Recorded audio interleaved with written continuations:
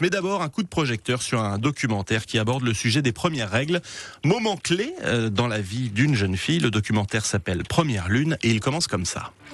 Je ne me souviens pas de mes premières règles.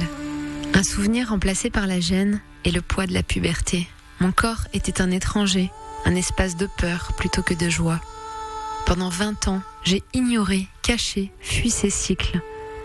Aujourd'hui, ma fille a 11 ans et c'est elle qui vient d'avoir ses premières règles. Dans de nombreuses sociétés, ce passage a toujours été intégré comme un rituel de vie, mais pas toujours choisi. Les premières règles deviennent un miroir des normes sociales, des pressions religieuses ou des traditions familiales qui façonnent le rapport des femmes à leur corps. Bonjour Mélanie Mello. Bonjour. Et merci de nous avoir rejoints en studio. Vous êtes la réalisatrice de ce documentaire, Première Lune, tourné l'an dernier. Vous êtes partie d'un chiffre. En France, chaque année, 400 000 jeunes filles ont leurs premières règles. C'est un moment charnière auquel les jeunes filles ne sont pas forcément préparées ou accompagnées, dites-vous ? Exactement. En fait, on parle beaucoup de précarité menstruelle, mais c'est aussi une précarité d'information. Il y a beaucoup de tabous encore autour de ça. Une jeune fille sur 2 qui n'ose pas forcément en parler, même si les parents essayent vraiment d'ouvrir la parole, le sujet, d'être de plus en plus à l'aise sur ces discussions-là. Il y a les jeunes filles elles-mêmes aussi qui s'entourent de tabous. Je l'ai dit, le point de départ, c'est ce chiffre qui concerne 400 000 jeunes filles, mais c'est aussi une expérience personnelle, puisque vous avez une jeune fille à la maison, 11 ans, qui est passée par justement ça. Exactement, alors... Ouais. Du coup, aujourd'hui, elle a bientôt 17 ans. Elle a grandi, oui, tout à fait. Avant le début du projet. Mais oui, je suis passée par là et en fait, j'avais vraiment pas envie qu'elle porte les bagages que j'avais portés. C'est-à-dire de être pas du tout à l'aise avec mon corps à l'âge de la puberté, de me sentir vraiment dans une inconscience de ce passage, voire dégoûtée de moi-même. J'avais honte, clairement, en fait, d'avoir mes règles. Alors ça, c'est le point de départ. Et puis pour votre documentaire, vous êtes parti au Sénégal, au Rwanda, sur l'île de la Réunion, mais aussi au Québec, justement pour découvrir et comprendre d'autres cultures, d'autres façons d'accompagner ce moment important, c'est ça, dans la vie d'une jeune fille ? Exactement. En fait, il y a chaque pays dans lequel je me suis rendue, je l'ai volontairement choisi pour ce côté célébrant qui honore le féminin, avec une petite partie au Sénégal où c'est extrêmement tabou, parce que directement relié à une possibilité de grossesse. Donc il faut surtout pas raconter le moment des premières règles, parce que il y a des possibilités, et c'est un danger en fait. Okay. C'est un véritable danger. Et en fait, selon chaque pays, il y a des traditions différentes. Donc c'est pour ça que je suis pas allée partout, même si j'aurais pu. C'est quand, par exemple, au Québec, c'est une initiation émotionnelle, une initiation spirituelle.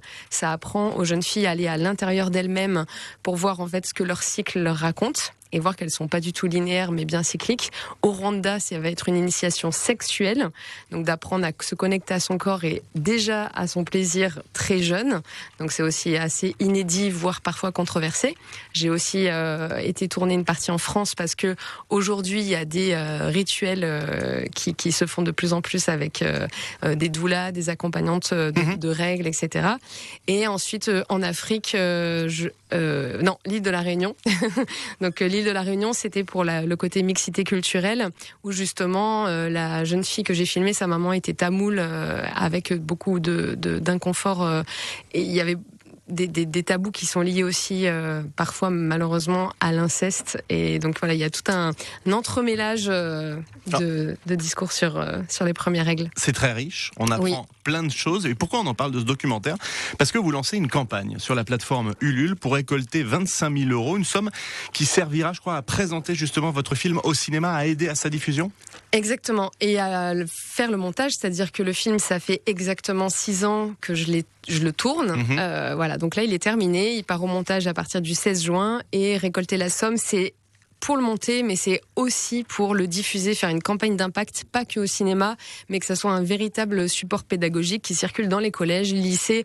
L'idée, c'est pas que ça soit que sur grand écran. Alors, c'est la question que j'allais vous poser. Pourquoi le vecteur du cinéma ? Parce qu'on pourrait le retrouver, je sais pas, sur une plateforme ou même à la télévision. Parce que ça doit être un objet de débat. L'idée, en fait, c'est qu'il y ait des ateliers qui soient associés à cette projection. Donc, si c'est chacun dans son lit avec un écran, je suis pas sûre que les mères et les filles le regardent le soir. Ok, d'accord. Voilà. pour engager la discussion et l'échange après. Il nous reste 1 minute, Mélanie. Oui. C'est une question personnelle et puis je vais peut-être me faire, je suis pas l'ambassadeur de tous les jeunes papas qui nous écoutent. Je suis papa de 2 filles qui passeront forcément par cette étape des premières règles au début de la puberté. Est-ce que vous avez un conseil à me donner ou une erreur à éviter qui peut profiter à tous nos auditeurs? Moi, ce que je pense qui est important, en fait, c'est d'avoir conscience que le tabou existe parce qu'on cache, parce qu'on n'en parle pas et parce qu'on a oublié de ramener au naturel cet événement-là. Alors voilà, si simplement en fait on en parle dès le plus jeune âge, qu'on ne cherche pas forcément à cacher, alors pas forcément cacher, pas forcément exhiber, de proposer d'ouvrir le dialogue. Donc le film est fait pour ça, j'ai aussi fait un livre pour ça, et de se rendre disponible avec le cœur. La maladresse, il y en aura toujours, ça c'est sûr, il n'y a pas de bon discours, de mauvais discours, mais de proposer sans imposer, soit de parler du passage, soit de célébrer ce moment, soit pas du tout, soit de passer un moment père-fille, où voilà, c'est l'idée. Je pense que c'est un super cadeau de fête des pères. Ah ben ouais, carrément. Les premières lunes de ma fille. C'est ça, c'est aux éditions Jouvence, c'est exprès pour les parents. Eh bien, vous avez bien fait de l'amener. Le documentaire s'appelle Première Lune, un film sur les premières règles au cinéma. Il y a des premières images qui sont disponibles sur la plateforme Ulule si vous voulez aider notre invité. Eh bien, n'hésitez pas, faites un don, ça démarre à partir de 5 €.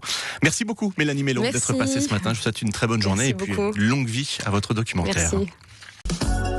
Ici Matin revient dans un instant.